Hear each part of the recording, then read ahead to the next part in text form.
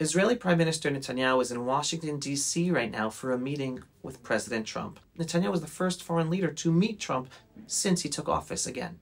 This is historic, and it's not just symbolic. This meeting is an opportunity for Netanyahu to ensure that Israel's future is secure, but only if he delivers the right message. This is not the time for diplomatic games or hesitant half measures or agreeing to hesitant half measures from the Trump administration. This is the time for Israel to have total victory to deter our Islamo-Nazi enemies from ever attacking us again. We can't miss this opportunity. Netanyahu must give over the correct message.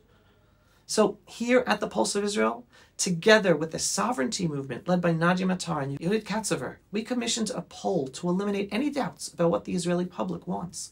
And the results could not be clearer. 68% of Israeli Jews support sovereignty over Judea and Samaria. 71% of Israeli Jews oppose the establishment of a Palestinian state. And 80% of us support Trump's plan to relocate Gazans. The Jewish people do not want another failed terror state in our biblical heartland. We want sovereignty, security, and stability. And let's be clear, this isn't just about Israel. This is about America's national security and the security of the whole, entire, freedom-loving world. Netanyahu must deliver one clear message. There is no future for Gazans in Gaza, and plant the seeds to understand there's no future for the Arabs in Judea and Samaria who terrorize us.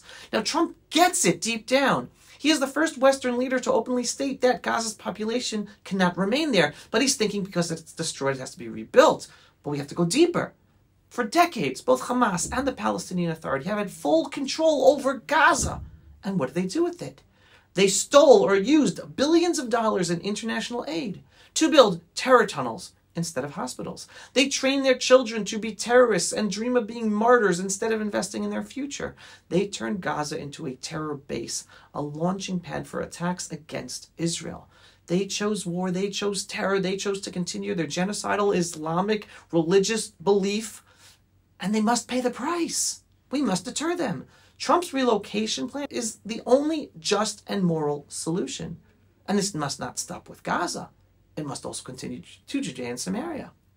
Now, step one, Israel must have sovereignty over Gaza. Israel did not seek this war. Hamas forced it upon us. And now that we've been dragged into this fight, we must make sure it never happens again. And that means one thing, full Israeli sovereignty over Gaza. That is what Netanyahu should be telling Trump. We cannot destroy Hamas only to leave the battlefield wide open for the next Islamic terrorist group to rise, or even Hamas or some other Arab self-rule. The only way to ensure long-term security for us is for Israel to remain in Gaza forever. And let's remember, Gaza is historically Jewish land. The famous Shabbat song we sing every Friday night, Karibon, was written by Rabbi Yehuda Nejara, the chief rabbi of Gaza City in the 16th century. Gaza was always meant to be Jewish. It's time to make it Jewish again. Message number two we must give over to Trump, recognizing there is no difference between Hamas and the Palestinian Authority. Netanyahu must make it crystal clear to President Trump.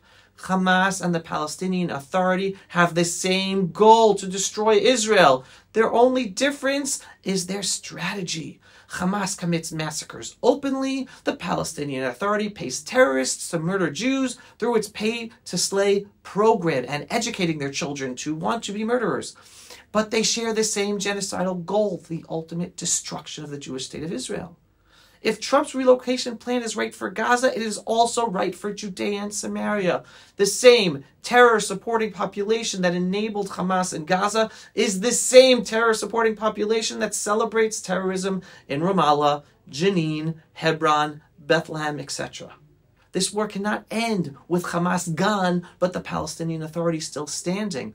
The only path to true security is full Israeli sovereignty over Judea and Samaria, in addition to Gaza, as Judea and Samaria is also the heart of our biblical homeland. Message number three he has to give to Trump, Israeli sovereignty over southern Lebanon. Hamas and Hezbollah are two sides of the same coin. Right now, Hezbollah, even though weakened, still controls southern Lebanon together with the Lebanese army. They're in cahoots, turning it into an Iranian terror base once again on our northern border, even though we weakened them. What's the only solution? The same one that has always won wars throughout history. When you defeat an enemy in war, you take the land they used to attack you. You don't let them stay there to attack you again. Just as Gaza must never again be used to attack Israel, southern Lebanon must never again be a Hezbollah stronghold. Israel must liberate the area and remain there permanently in southern Lebanon. Message number 4 Netanyahu has to give over to Trump: securing southern Syria. With ISIS and Al-Qaeda now officially controlling parts of Syria, all of Syria, Israel must never again be caught off guard. Southern Syria must be secured by Israel. We can't be pressured to leave. And this isn't about Israel. This is about protecting the Druze, the Christians, and other minorities that ISIS and Al-Qaeda in Syria are actively right now trying to wipe out, and the Western world is silent. Israel has always been a protector of minorities in the region. This time is no different. Israeli control over southern Syria is not about just protecting Israelis. It's about protecting the lives of minorities who are right now being persecuted and killed by the new leader in Syria. Message number 5, deter Turkey and Egypt. If anyone thinks Hamas and Hezbollah are Israel's only enemies, they are blind. Turkey is working to lead the global Muslim Brotherhood movement. Egypt has a long history of arming Hamas, and it is a big army that it's planning to one day attack Israel.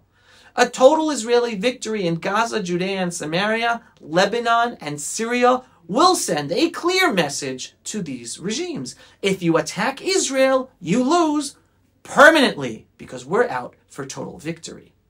Message number 6 for Trump: America must stop treating Qatar as a neutral mediator. Qatar is the enemy.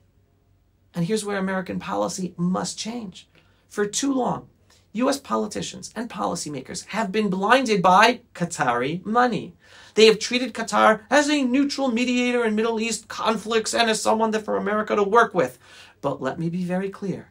Qatar is not a neutral player. Qatar is the enemy of Israel and America.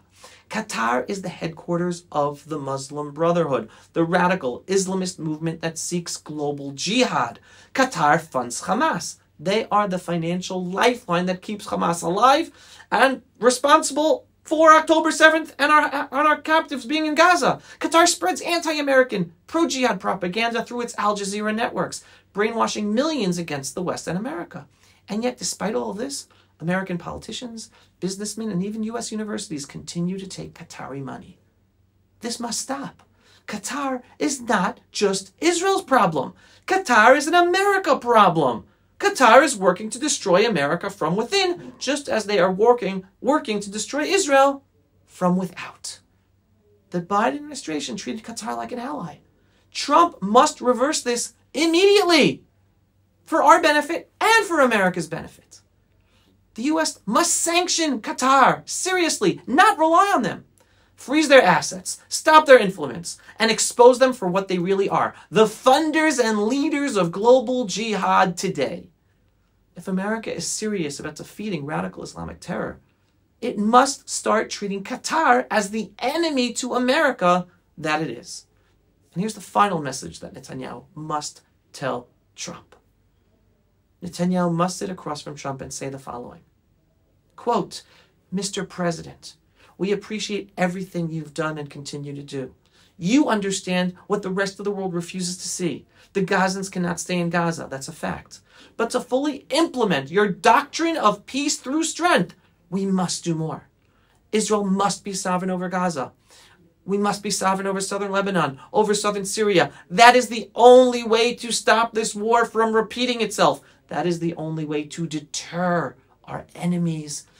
That is the only way to win, that also brings security and safety to America and the freedom-loving world.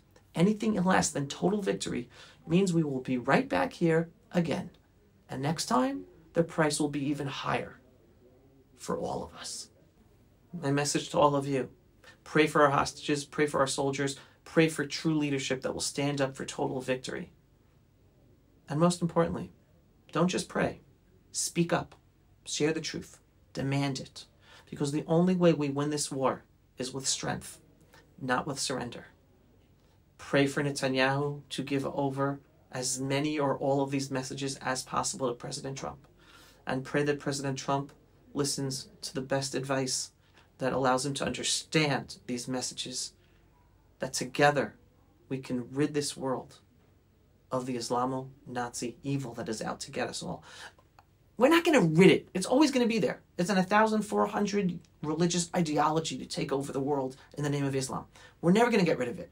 We have to be strong enough so that they're deterred from ever raising their heads high enough for us to take them down, so that they don't use terror against any of us. And Israel, we are the front line for the whole freedom-loving world.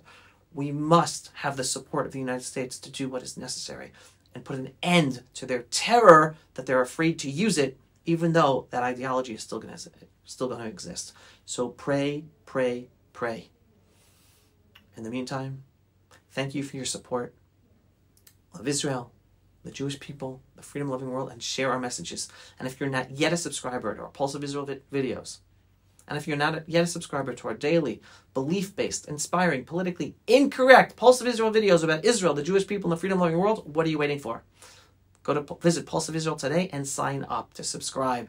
And we are a donor-based organization. We need your support. Every once in a while, go to pulseofisrael.com and click to subscribe and click to donate so we can have the financial resources necessary to have our videos seen, because we're heavily censored across social media on all their platforms. So your donations, large or small, make a difference. Thank you, everyone. Signing off from our eternal and ancestral homeland, the land of Israel, in our eternal, biblical, beautiful, and indivisible capital, Jerusalem, since King David's time. This is Avi Abelo for the Pulse of Israel.